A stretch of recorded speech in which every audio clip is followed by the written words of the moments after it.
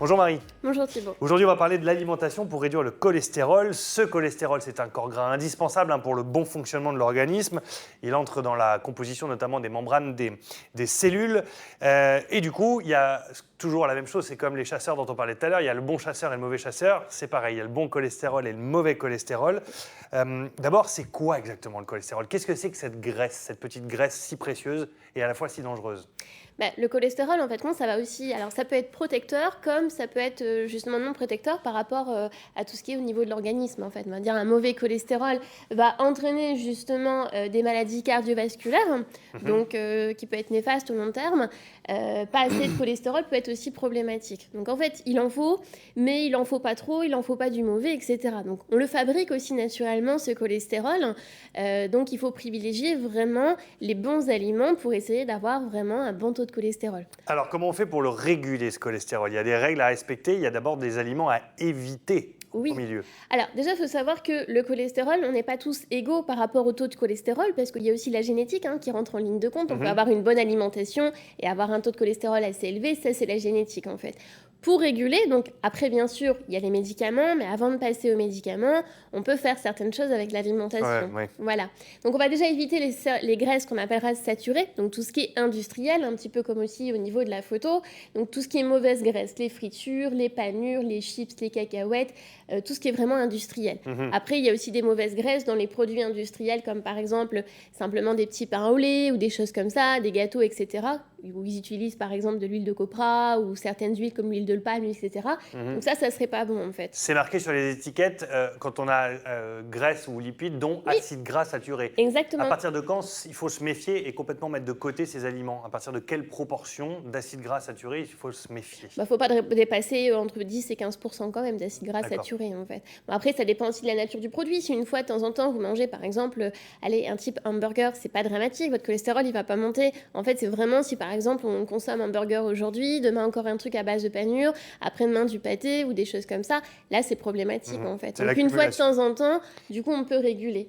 Alors du coup on va réguler aussi avec tout ce qui est fruits et légumes. Donc là par exemple sur la photo, tout ce qui est friture contre les fruits et légumes. Les fruits et légumes sont riches en fibres alimentaires, en antioxydants, donc vont pouvoir réguler le taux de cholestérol. Manger des fruits, des fibres alimentaires régule le taux de cholestérol. Parmi les graisses saturées, je reviens à ça, il y a le beurre évidemment, la crème fraîche, les viandes grasses comme le porc. Le porc, j'ai toujours entendu dire que c'était bon puisque c'est de la viande blanche. Alors le porc, ça dépend de certaines parties du porc en fait. Si vous prenez par exemple des lardons, des côtes de porc, des saucisses, etc., comparé à un filet mignon, il faut savoir aussi bien faire la part des choses entre les bonnes parties au niveau de la viande en fait. Les charcuteries, le jaune d'œuf.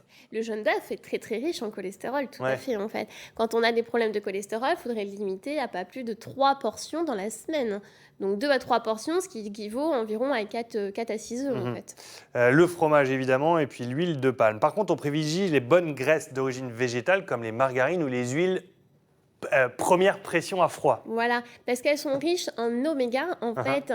Et les oméga, on appellera oméga 3, oméga 6, oméga 9. C'est des acides gras qu'on appellera essentiels. Ça veut dire que le corps ne peut pas les synthétiser, donc on est obligé d'aller les puiser dans l'alimentation en fait.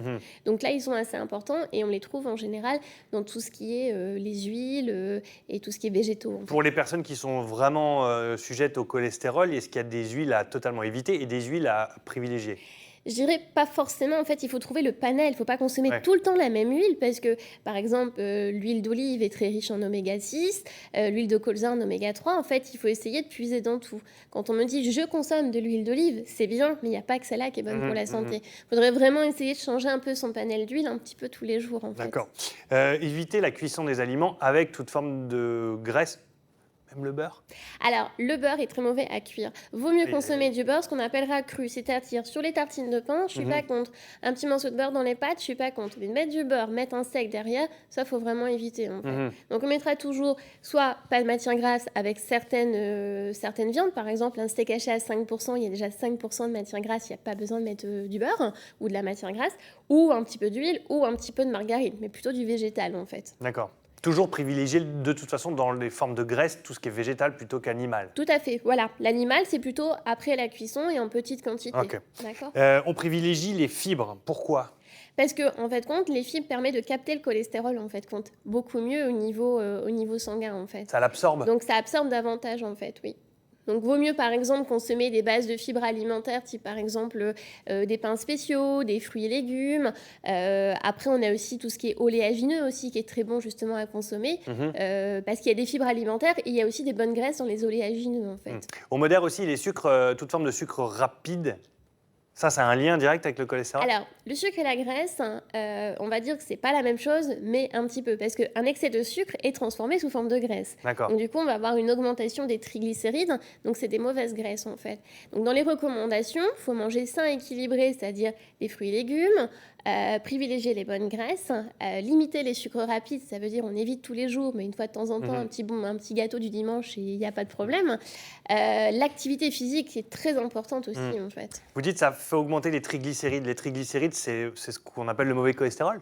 Alors, en fait, sur une prise de sang, vous allez avoir le HDL, le LDL et les triglycérides, en fait, et le cholestérol total. Donc, les triglycérides, c'est une forme aussi de graisse, en fait. Mais les triglycérides sont liés davantage aux graisses, au sucre et à l'alcool. Donc, ça va être vraiment lié à l'alimentation.